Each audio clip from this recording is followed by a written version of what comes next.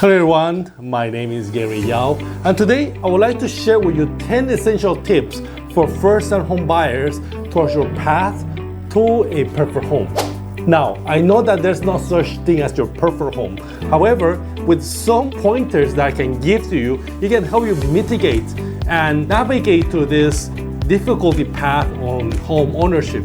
I know it's simple and yet it's not easy, because before you can think about buying a house, you will require to first make sure that you can afford the house.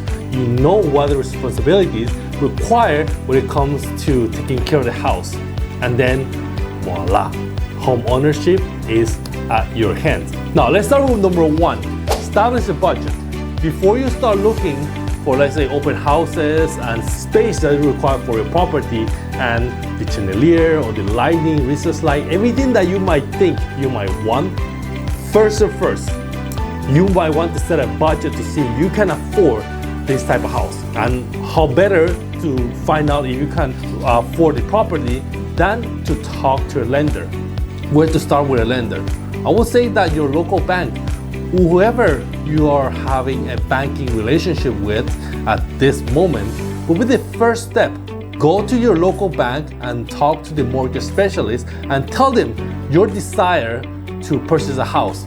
They will look into how much you make, what are your expenses and liabilities, subtract that from however much you make and see how much savings you have. And based on that, they will come up with amount that they can lend to you that will give you also a way for you to know how much you're going to pay on your monthly payments, namely the mortgage. Based on that, you will be able to select, well, okay, this is my budget, and I will have to look for the properties that, enclose this budget. And that brings me to point number two. Point number two, research your market. Once you know how much you qualify for a property, then you're going to start looking for areas that enclose that amount. Of course, you would like to look into neighborhoods that suit your wants and needs. For example, if you are starting a family, then you might want to look into school districts. What is the proximity to your work? How family friendly is the area where you're looking to move into? What about parks? And you have, let's say, pets. Do you have amenities, whoever pets you might have, maybe also a vet or dog parks. So all these amenities you might want to keep into consideration when you're looking to the property. And the first thing that you want to make sure is that you like the neighborhood, because based on the neighborhood is what your property will be worth. Number three, choose the right agent. Now, looking for the right agent might require you to interview a few. You might want to see what is their track record, how well do they communicate with you when it comes to understanding how to navigate through this venture, let's say, into buying your first house. It could be scary at times and it will be confusing.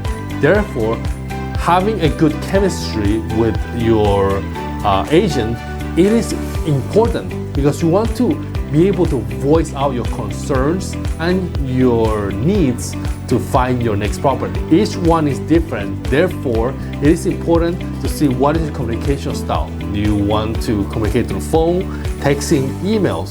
Do you handhold you? Or you are a little bit more independent, where all you need is someone to open the door for you. You know what you like, then there you go, buy the house. Number four, consider your future needs.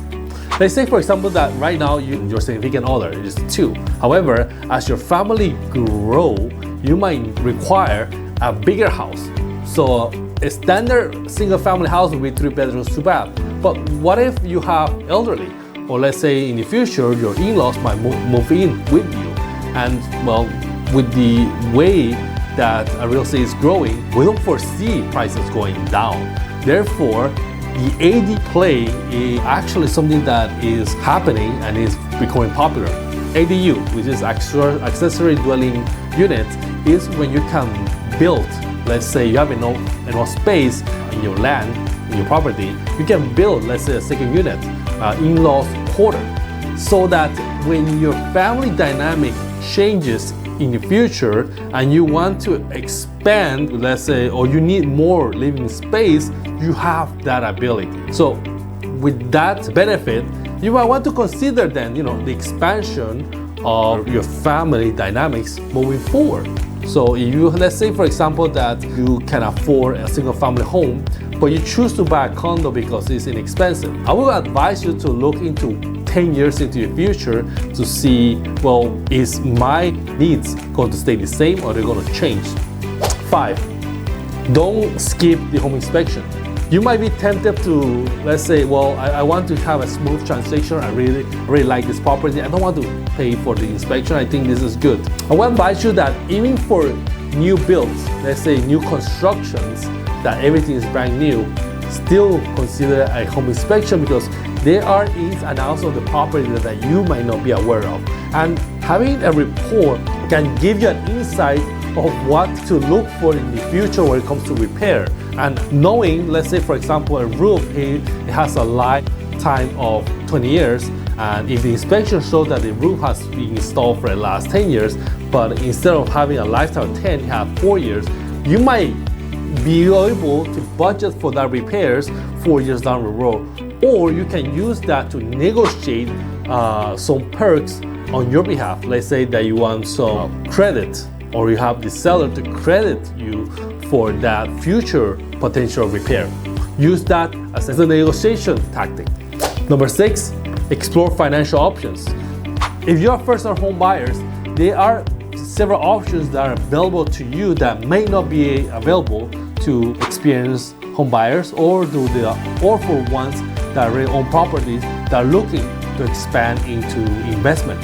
Let's say that as a first-time home buyer, you can have FHA, which give you the benefit to, instead of putting 20% down payment, you can put 3.5%. Or you're a veteran, you have the VA loan, which allows you to buy a property with almost zero down payment, and they even give you assistance for closing costs. So yes, once you talk to your lender, make sure that you explore different options and interview, as the same way that you interview real estate agents, make sure you interview different lenders.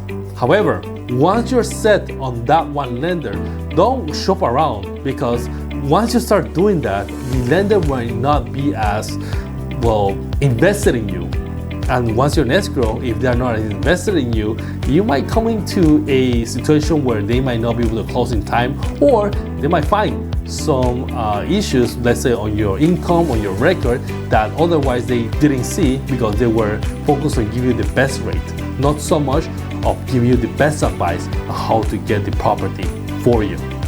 7, be mindful of expenses. As I mentioned, it's not just a down payment. You might require to also consider paying for the closing costs, which includes the escrow, the inspection, even for the originational fees from the lender. So you might want to consider those expenses when it comes to buying a property. And even after you close on the property, you still need to have some reserves to pay for the mortgage. And having a mortgage, you will have to consider that anything that breaks is on you. That if, let's say, the toilet or there's a faulty electrical wiring system that didn't show on the report, you have to fix that. Therefore, make sure that you have enough reserve and enough savings to cover for this expensive. The first couple months might be an adjustment period because it's going to be a little expensive, because mortgages in the beginning are going to be a little expensive than, let's say, the rent. However, in the long run, it's going to even out, and even later down the road, it's going to become cheaper to own than to rent. Number 8, negotiate wisely. If you've chosen a good realtor and that you can communicate with, then you will be able to negotiate points, terms, and conditions for purchasing a property. Let's say that, as I mentioned, you have the inspection report and it shows that everything's correct, everything's working right, but you can use a few of those repairs to negotiate on your behalf. Your realtor should be able to give you good advice on what to negotiate, what to ask for, and if it's worth asking for any credit. Now, make sure that you negotiate wisely, meaning that if the seller is not willing to, let's say, paint the house because is painted, I don't know, blue or pink, but you want it in a natural white, or the flooring is dirty and you want them to change it to carpet or something that could be done by you in an inexpensive way, then perhaps it is a good idea not to die on this hill. Make sure that the things that you're not negotiating, that you're keeping out, is something that is easily fixable by you. Number 9, get everything in writing. One thing that our real estate professionals we are encouraged to do is disclose, disclose, disclose. Everything that you are being promised or everything that you are willing to accept, make sure that it is in writing and disclose everything. And make sure that all the disclosures are to your satisfaction, and your agent should be able to explain all the disclosures that are coming your way, and make sure you read on those terms.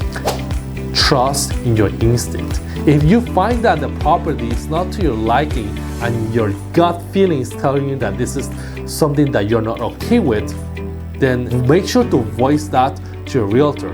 And if the explanation is not to your satisfaction, then it's okay to let it go. But make sure that it's something that I cannot live with this house because of XYZ reason. But if it's something that is just a buyer's remorse, or maybe it's the fear of the unknown, your realtor should be able to give you the right recommendation for that. Buying a house is something that lately has become a difficult task to complete. However, when you complete this task, when you get to completion, you will find this satisfaction that is your next step in life. Buying a house is similar to, let's say, to finish high school or getting a graduation from college, your degree, or getting married. It is the next step in your life. It is definitely something that many of our advise to strive to, because that is when you start building something for yourself and your family.